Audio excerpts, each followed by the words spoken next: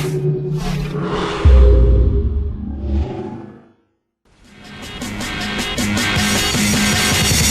to you from the unpredictable multiplayer universe, This Spartan Life, with your host, Damian Lacedaemion.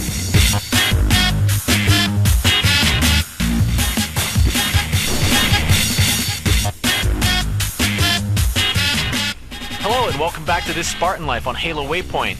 We've dubbed this episode the Masters of Forge, and we'll be talking to some of the more dedicated Forge map designers out there in the Halo community. Forge gives Halo players the tools to really transform their virtual environments with structural objects with spatial and timing parameters that can be set. Of course, with this freedom comes a responsibility not to just be a pain in the ass and screw with people when they're trying to work.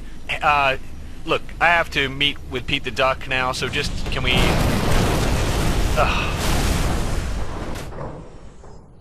Oh man, why did I pick the red armor? I feel like somebody's taking me out on a date to a shopping mall.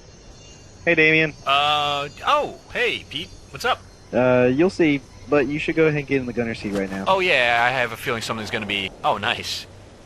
So I have to knock it off course? You're gonna have to do it faster than that. Oh! See ya. Oh, wait, you made it? So little faith in me, Pete. Really? Oh! Alright, we're gonna want to get out of here now. Amazing how I got all of those. Almost like we edited it that way or something. Okay. Alright, see ya. Oh, we have to jump. Oh, so unfair. Pete, we've talked before about the maps you've designed for TSL. So how did this one come about? Whenever I'm working on a new map, I try to do something that I haven't seen the community already do before.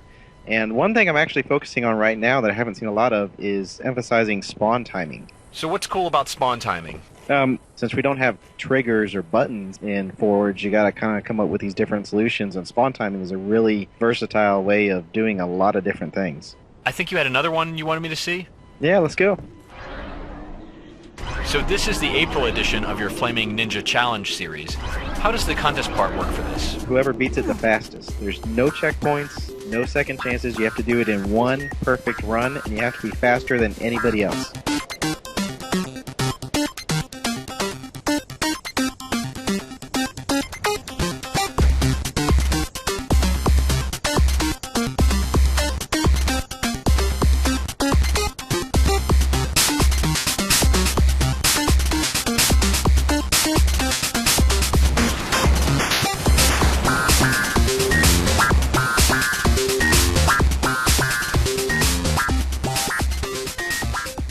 Thanks for the tour, Pete.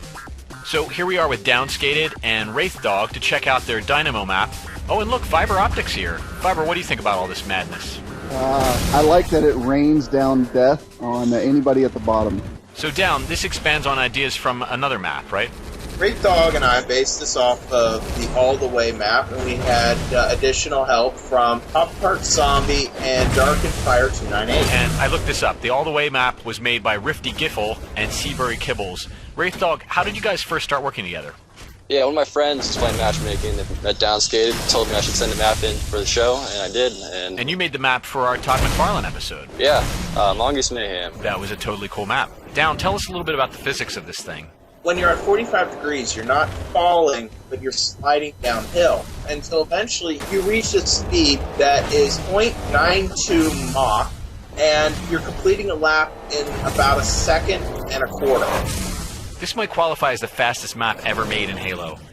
Absolutely. We also spent a lot of time engineering the surface of the racetrack.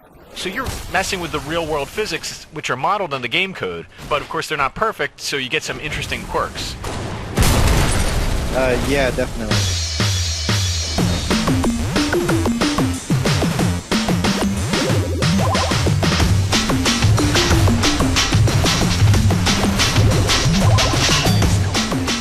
This very impressive map was made by Boanergies. Welcome to This Spartan Life. So I first heard about this map when BS Angel tweeted that someone had made a fully functioning skee-ball machine in Halo. What was the initial response from the community? Well, Bungie gave me an all-star nameplate. Pretty exciting when it came through. You want to tell us about making the map, like where the idea came from, how long it took? Yeah, I think basically the idea just came. I found a game online called Rev Ball by Wheels36, which was kind of like a soccer game with revenants. I thought the scoring idea was ingenious, and so I took that and kind of made a soccer field out of it called FIFA Stadium. And then after I finished that, I just kind of thought, what could I do with this scoring mechanic that Wheels36 came up with? And skee ball was the first thing that popped into my head, so I just started laying out the holes, and everything just kind of built onto itself from there. Come on outside for a minute. We'll take a look at that scoring mechanism. Pete, do you have any questions? I was just wondering, I know how frustrating but also fun it can be to try and get these complicated mechanics to work in Forge.